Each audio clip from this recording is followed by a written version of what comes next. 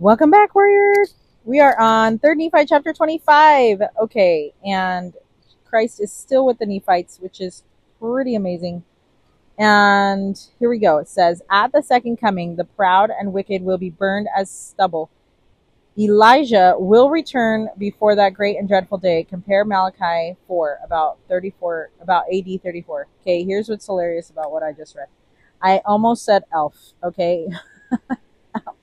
Elfja will return. That's what I was going to say instead of Elijah, but only because I literally have to wear my sunglasses and not my regular glasses, not my reading glasses, because it's so sunny out here and these pages are still so bright. Okay, and then that made me smile because that made me think of Elf, and I love that movie. Okay. For behold, the day cometh. How did we get to Elf from this scripture? Now this is how we read scriptures. Okay. For behold, the day cometh that shall burn as an oven, and all the proud, yea, and all that do wickedly, shall be stubble, and the day that cometh shall burn them up, saith the Lord of hosts, that it shall leave them neither root nor branch. But unto you that fear my name shall be the Son of Righteousness arise. Wait, just kidding. But unto you that fear my name shall the Son of Righteousness arise with healing in his wings, and ye shall go forth and grow up as calves in the stall. And ye shall tread down the wicked, for they shall be ashes under the soles of your feet in the day that I shall do this, saith the Lord of hosts. Remember ye the law of Moses, my servant, which I commanded unto him in Horeb for all Israel, with the statutes and judgments. Behold, I will send you Elijah the prophet before the coming of the great and dreadful day of the Lord. And he shall turn the heart of the fathers of the children, and the heart of the children to their fathers, lest I come and smite the earth with a curse. I was going to say the whole earth with a curse, but I guess it's the whole earth. I really like that. There's a family that I know, and I can't remember who it is, that they say that is part of, like, that they recite this chapter or something whenever they go anywhere. And now I can't remember who it is, but I feel like maybe it was at a conference or something, and they say that the whole earth would be utterly wasted at his coming. Oh, you know what? It's probably Elijah, the scripture in Elijah, because this is not giving me the whole scripture. But in Elijah, it says something like, or else the whole earth would be utterly wasted at his coming, right? So, like, Christ sacrificed himself for us. And if he didn't, this whole thing would be pointless. This whole existence of ours would be pointless. And it doesn't seem right. Like, how could this whole earth be pointless if we learned so many things, right? So I'm glad that the Lord came and atoned for each one of us so that our life would be worth it.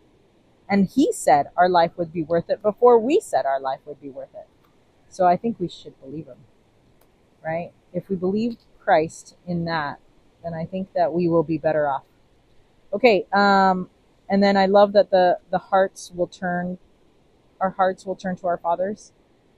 I really hope that our hearts will turn to our fathers. I don't know if everyone has a relationship like I do with my dad, but we don't really have a strong relationship. My dad didn't have a strong relationship with his dad, and so, I think he just didn't know how to be a really awesome dad. And so I forgive him of a lot of things. And, we make fun of, Hispanic parents, and they beat their kids with like a whip or a belt. And it's hilarious, and I can relate, and it's funny because it's true, but also you laugh to keep from crying, right? And so, like, as much as I'd love to be like, yeah, that was so awesome, it was hilarious, and although that unites a lot of my brothers and sisters together because my parents were abusive, it also does not establish a great relationship with your parents. And so, your dad is supposed to be like the person who can help you understand God's love for you. And when your dad is like that kind of a dad, then it's harder for you to come to that knowledge. And it was harder for me to come to that knowledge. I'm slowly learning of the love that God has for me and for my own children.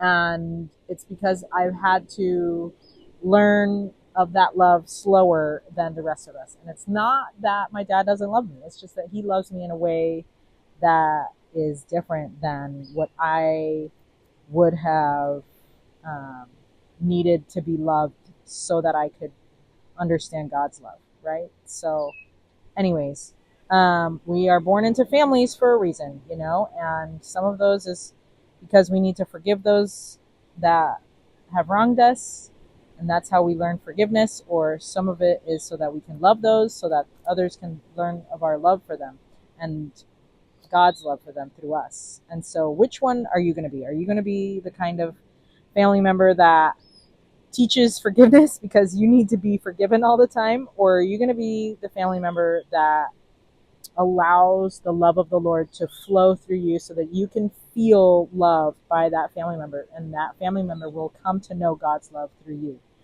Those are two different ways, and I'm sure that I struggle with making sure that it's the latter, right? Like, I want to make sure that my kids can see the love of the Lord through me to them.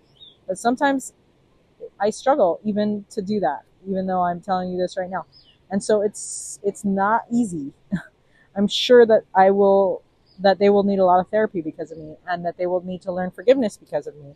But I'm hoping that they will also learn the love of the Lord through me. So that's what I'm striving for. So until 3rd Nephi chapter 26, stay strong, warrior.